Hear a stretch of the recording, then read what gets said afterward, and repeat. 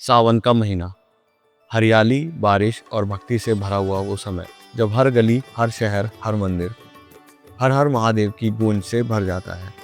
और इसी पवित्र महीने में हमने की एक विशेष आध्यात्मिक यात्रा, जिसमें हम पहुंचे उन पावन स्थलों पर जो भगवान भोलेनाथ से जुड़े हुए हैं। हम मिले मंदिर के पुजारियों से, भक्तों से और जाना हर स्थान से जुड़े तथ्यों के बारे में। हमारी यह यात्रा शुरू होती है देवभूमि उत्तराखंड से, वो भूमि जिसे पावन नगरी कहा जाता है। एक समय पर उत्तराखंड उत्तर प्रदेश का हिस्सा हुआ करता था, लेकिन आज यह अपने आप में एक आध्यात्मिक और प्राकृतिक धरोहर बन चुका है। हम एपिसोड के माध्यम से आप सभी तक पहुंचाएंगे और हर स्थान की आध्यात्मिकता महसूस कराएंगे घर बैठे। नीलकंठ महादेव मंदिर उत्तराखंड राज्य के पौड़ी गढ़वाल जिले में स्थित है। यह मंदिर प्रसिद्ध धार्मिक नगरी ऋषिकेश से लगभग 32 किलोमीटर दूर है। ऊंचे ऊंचे पहाड़, घना जंगल और शांत वातावरण इस जगह को एक दिव्य शक्ति से भर देता है। मंदिर लगभग 1330 मीटर की ऊंचाई पर स्थित है।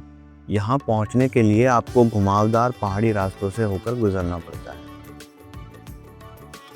अब जानते हैं वह प्रसिद्ध पौराणिक कथा जिसके कारण इस मंदिर का नाम नीलकंठ पड़ा। सावन का महीना आते ही लाखों शिव भक्त नारंगी वस्त्र पहनकर कांधे पर कांवड़ लिए निकल पड़ते हैं एक ऐसी आध्यात्मिक यात्रा पर जिसे कहते हैं कांवड़ यात्रा। ये कोई आम यात्रा नहीं, ये है शरीर की तपस्या और आत्मा का समर्पण, जहाँ हर कदम पे सिर्फ एक नाम गूंजता है, हर हर महादेव। कुछ मान्यताओं और पौराणिक कथाओं के अनुसार माना जाता है जब सृष्टि के आरंभ में समुद्र मंथन हुआ तो उससे निकला सबसे भयानक कालकूट विष। भगवान शिव ने सृष्टि की रक्षा के लिए वह सारा कालकूट विष ग्रहण कर लिया। कहा जाता है भगवान शिव ने यह विष यहीं पर इस स्थान पर ग्रहण किया था और गहरी तपस्या में लीन हो गए थे।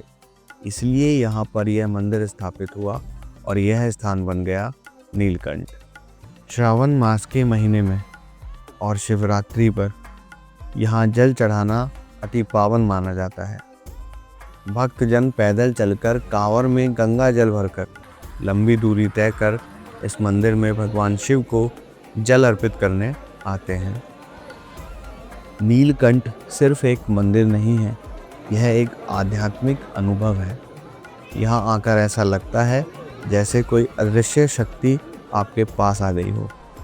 पहाड़ों की शांति, मंदिर की घंटियाँ, भक्तों का भोलापन सब कुछ मिलकर इस जगह को पवित्र बना देता है।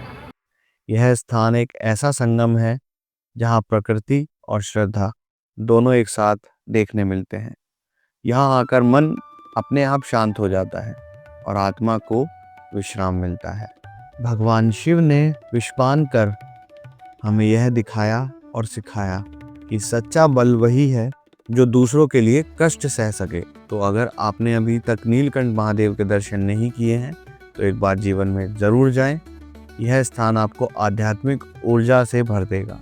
नीलकंठ के बाद हम पहुँचे वशिष्ठ गुफा की ओर। गंगा किनारे बसी ये पावन गुफा ऋषिकेश से कुछ ही दूरी पर स्थित है। यह गुफा ध्यान की गहराई और ईश्वर की नज़दीकी को दर्शाती है। कहा जाता है कि ऋषि वशिष्ठ, जो सप्त ऋषियों में से एक थे, उन्होंने जीवन के कष्टों से थककर आत्म शांति की खोज की। वे इस गुफा में आए, गंगा के किनारे बैठे और ध्यान में लीन हो गए। ऋषिकेश से करीब 25 किलोमीटर दूर गंगा नदी के तट पर स्थित है ये शांत और दिव्य स्थल, जिसका नाम है वशिष्ठ गुफा या गुहा, जो संस्कृत वर्ड है।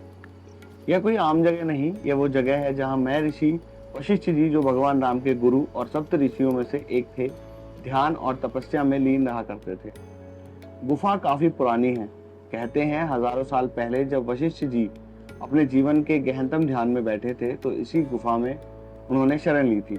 आज भी यह गुफा एक शिवलिंग को समर्पित है, जहाँ शिव जी ने श्री वशिष्ठ ऋषि जी को दर्शन दिए थे और उनके नाम से ही यह गुफा आज भी प्रसिद्ध है।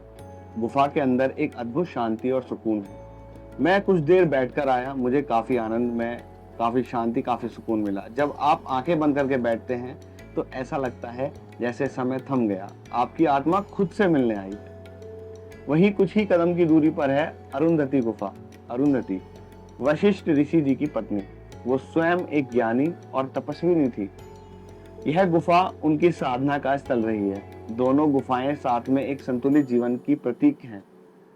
ज्ञान, तप और शांति यहाँ के वातावरण में कुछ अलग है। गंगा की लहरें, शांत पेड़ और पक्षियों की हल्की हल्की आवाजें सब मिलकर एक ऐसा वातावरण बनाते हैं जहाँ मन खुद ब खुद शांत हो जाता है और ऐसा लगता है कि हे भोलेनाथ, अब मुक्ति यहीं पर है। आप गुफा में अकेले बैठकर ध्यान कर सकते हैं, अपने जीवन की उलझनों को सुलझा सकते हैं। जैसे हमने बैठकर अभी महसूस की, वो शांति यहाँ पर महसूस कर सकते हैं।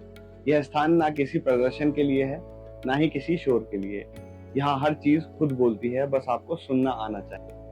और हाँ, यहाँ के विजुअल्स हम आपको इसलिए नहीं दिखा रहे, या फिर हमने लिए ही इसलिए नहीं है ताकि आप खुद आकर इसे महसूस कर सकें। अभी अभी हमने जो महसूस किया वो महसूस कर सकें, वो शांति, वो सुकून।